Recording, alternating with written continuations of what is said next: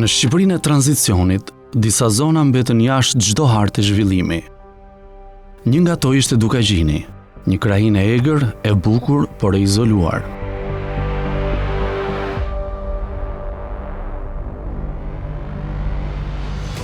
E rrethuar nga male të thepisura, përshkruar nga lumenj të kthjellët dhe pyje të dendur, kjo zonë nuk vuante mungesën e natyrës apo kulturës. Ajo vuante nga një mungesë më bazike, rruga. Rruga Dukagjini është një nga premtimet kryesorë që është bërë nga kryetari i bashkisë gjatë fushatës para 2 viteve dhe me marrjen e punës së administrativit të bashkisë ishte një nga projektet dhe investimet e para, duke nisur nga studimi i fizibilitetit dhe hartimi i një plani të mirë për infrastrukturën dhe ndërtimin e saj. Sot jemi në një fazë shumë hire do thosha, është mbyllur loti i parë prej Kalkir, rreth 17 kilometra dhe ka filluar loti i dytë nga Kir në Ndërlysaj.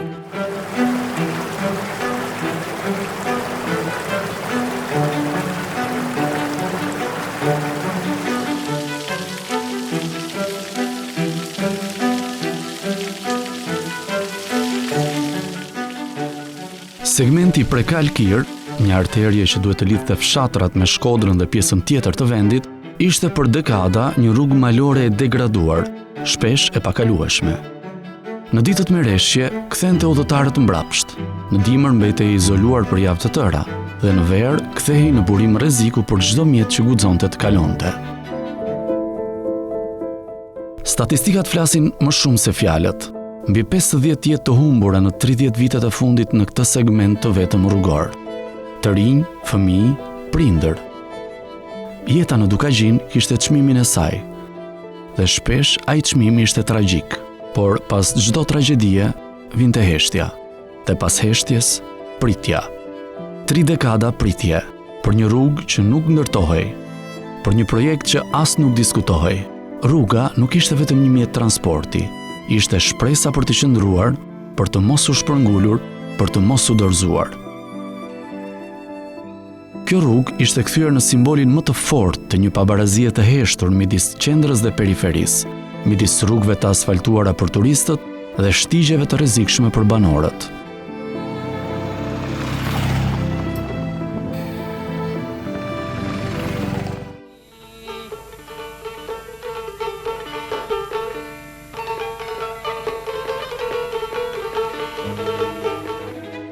Për të kuptuar se pse kjo rrugë është kaq jetike, duhet kuptojmë më parë historinë që e rrethon. Dukagjini nuk është vetëm një emër gjeografik, është një nga ato territore të Shqipërisë ku historia, krenaria dhe përballja me vështirësitë janë të ndërthurura në çdo shkëmb, në çdo rrëke uji, në çdo familje. Në kohën e komunizmit, Dukagjini mbeti një zonë kryesisht e mbyllur, pa ndonjë projekt të madh zhvillimor. E trajtuar më shumë si kufi natyror se sa si zonë për integrimin ekonomik, ajo nuk përfitoi as nga investimet në rrugë, as nga zhvillimi industrial që u përqendrua në zona urbane si Shkodra, Lezhë apo Tirana.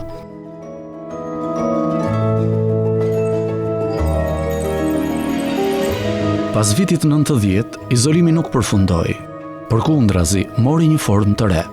Me rënien e sistemit të mëparshëm dhe mungesën e një strategjie të qartë për zonat malore, Dukagjini përjetoi një shpopullim të heshtur. Të rinjt u larguan për në qytete ose jashtë vendit. Fshatrat u zbrazën, shkollat filluan të mbylleshin. Jetesa tradicionale nisi të shuhet pa zë, pa kthim. Në shumë fshatra, familjet e vetme që mbetën ishin të moshuarit, mbartësit e një kulture që nuk kishte më kush ta trashëgonte. Dhe rruga e degraduar, që dikur ishte arteria e lidhjes, u kthye në simbolin më të dukshëm të Arresës. Pjesa e Alpeve do të thosha është një nga strategjitë kryesore vetëm të Shkodrës, por edhe të strategjisë kombëtare të turizmit. Por në çdo Arresë ekziston edhe një potencial. Ai i rikthimit. Zonat si Dukagjini kanë atë që shumë vende europiane përpiqen të krijojnë: autenticitetin, natyrën e paprekur, trashëgimin kulturore të ruajtur, mikpritjen që nuk është kthyer në biznes, ushqimin që s'është industrializuar dhe një botë të heshtur, por reale.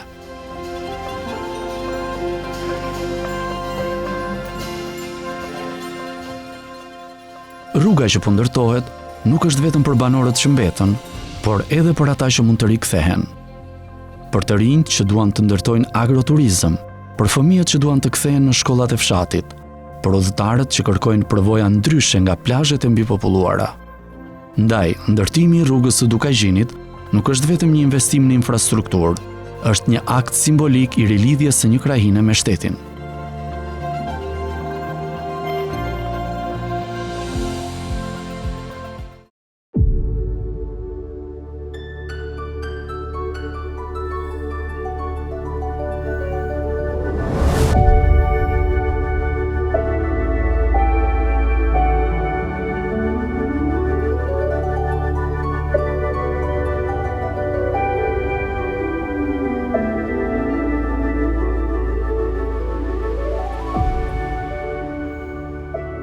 Rruga e Dukajgjinit nuk është si çdo rrugë tjetër.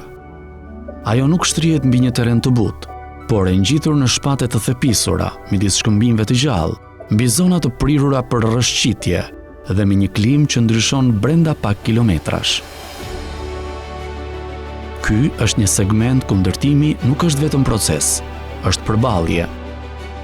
Në segmentin Prekal-Kir, me gjatësi 17 kilometra, projektuesit dhe ndërtuesit janë përballur me një sfidë të shumë fisht, jo vetëm për të ndërtuar një rrugë të re, por për ta integruar atë me strukturën ekzistuese, duke e bërë të sigurt dhe të qëndrueshme ndaj kushteve të vështira klimatike. Përfshirja e veprave të artit është pjesë thelbësore e këtij transformimi. Janë ndërtuar mure mbajtëse për të frenuar rrëshqitjet. Tombino të reja janë vendosur për të garantuar drenazhim të qëndrueshëm. Janë restauruar urat dhe segmentet ekzistuese të dëmtuara dhe është ruajtur aksi ekzistues i rrugës me një gjerësi prej 5 metrash për të respektuar karakteristikat e terrenit dhe ndërhyrjet minimale në natyrë.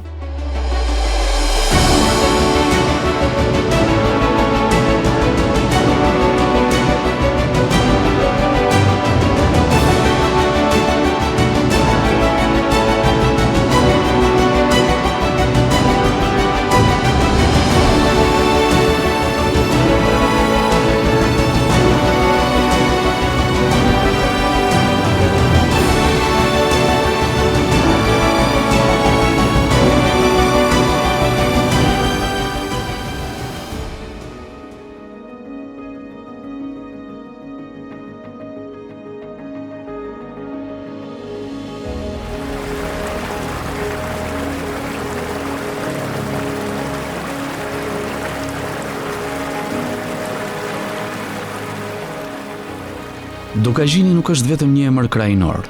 Ai është një mozaik fshatrash të ndërtuar mbi gur, të rrethuar nga pyje, ujëra dhe histori. Rruga Prekal-Kir, pjesë e boshtit rrugor që lidh këtë krajinë me Shkodrën, nuk kalon nëpër vende të zakonshme.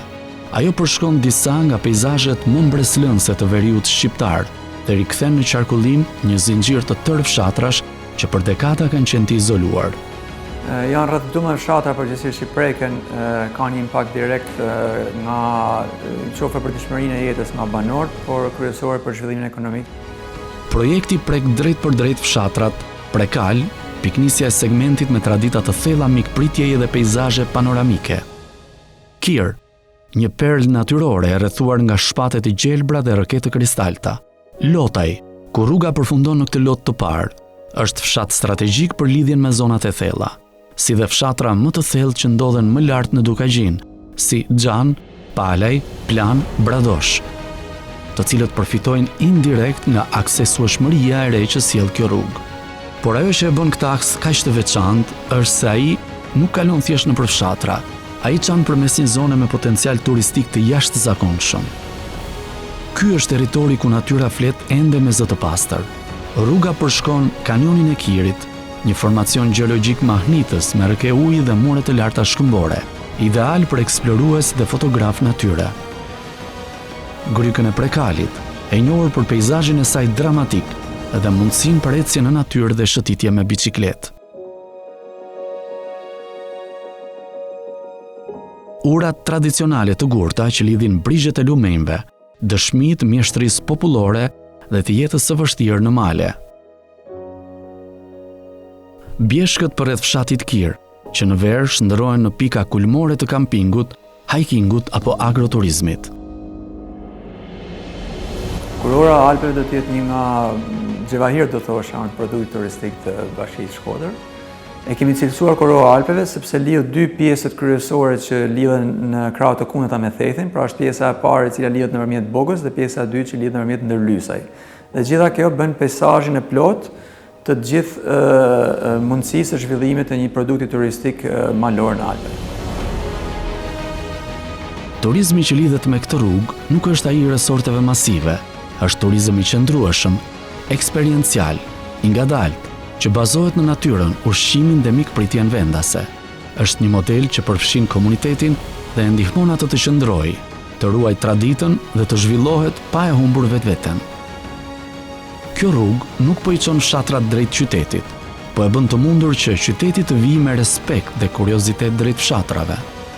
E për herë të parë, pas dekadash në errësirë, Dukagjini është në hartë, jo si skaj, por si destinacion.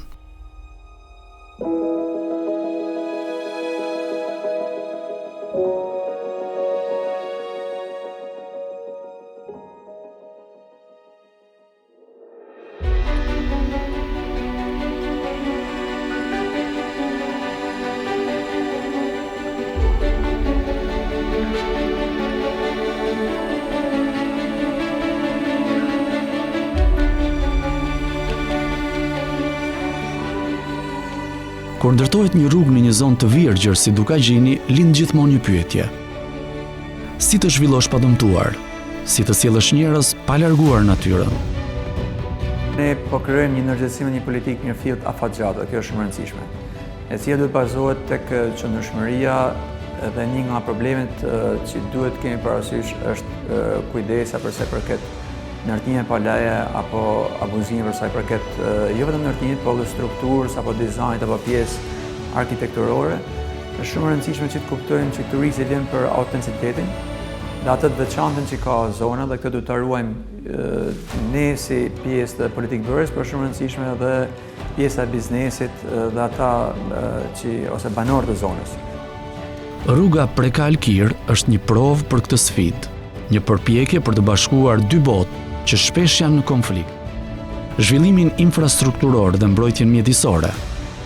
Projekti është ndërtuar me një qasje që respekton terrenin pa e shkatruar atë, duke ruajtur aksin ekzistues, shmangur gërmimet masive dhe duke përfshirë vepra mbrojtëse kundër rrëshqitjeve. Kjo është një rrugë që nuk e pushton malin, por e ndjek atë.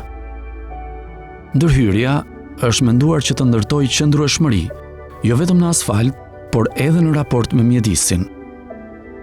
Përdorimi i materialeve natyrale, mureve mbajtëse prej guri dhe mbrojtjes së lumenjve nga ndërhyrje të dhunshme janë pjesë e këtij bilanci delikat.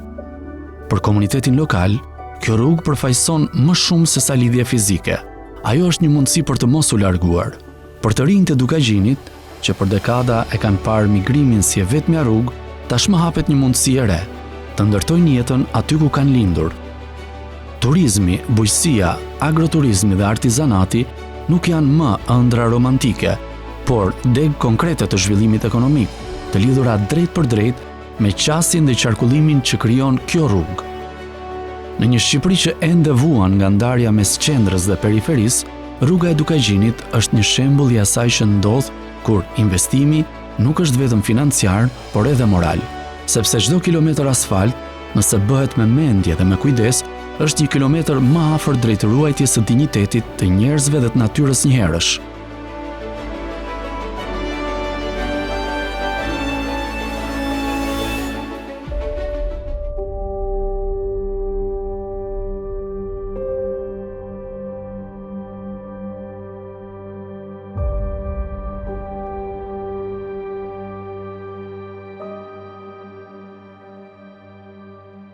Dukagjini është një krah i Shqipërisë që ka qëndruar i shtrirë mbi malet, por i shkëputur nga qarkullimi i zhvillimit kombëtar, jo për mungesë historie, jo për mungesë bukurie, por për mungesë lidhjeje. Ka një masterplan të Alpeve të 2018, e cila lidhet edhe ka një projekt shumë strategjik dhe besoj unë me interes për gjithë zonën, që mendojnë të lidh pjesën e Dukagjinit me Tropojën dhe pastaj duke vazhduar me rrugë deri në Gjakovë, duke krijuar një spot tjetër turistik dhe lidhet direkt me pjesën e turistëve nga Kosova. Kjo rrugë, e ndërtuar sot në shpatet mes Prekalit dhe hyrjes së thellë të Krajinës, nuk është thjesht një korridor për makinat. Është një arterie e re për të rilidhur Dukagjinin me kohën.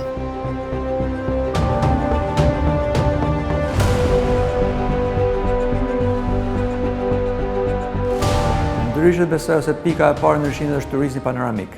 Pra ka një panorama apo një peizazh tjetër, do thosha unë, shumë të larmishëm dhe të ndryshëm me zonat e tjera të fshatrave. Po nga ana tjetër, turizmi panoramik ndërthuhet shumë mirë me kulturën e trashëgiminë që Dukagjini ka, me historikun, me gastronominë, me kullat, apo me kishën, të cilat bëjnë gjithë peizazhin e një produkt mirëfill turistik. Pra është shumë e rrallë që një destinacion kaq të vogël të gjesh kaq larmi të ndryshëm të produkte turistike. Për herë të parë, pas dekadash të tëra, Dukagjini futet në hartën funksionale të Shqipërisë dhe jo si një stacion i fundit, por si destinacion. Kjo do të thotë të vendoset në qendër të zhvillimeve turistike si një alternativë natyrore ndaj turizmit të mbingarkuar bregdetar, të zërë një vend në strategjitë kombëtare të zhvillimit rural, ku agroturizmi, produktet bio dhe energjia alternative bëhen burime ekonomike.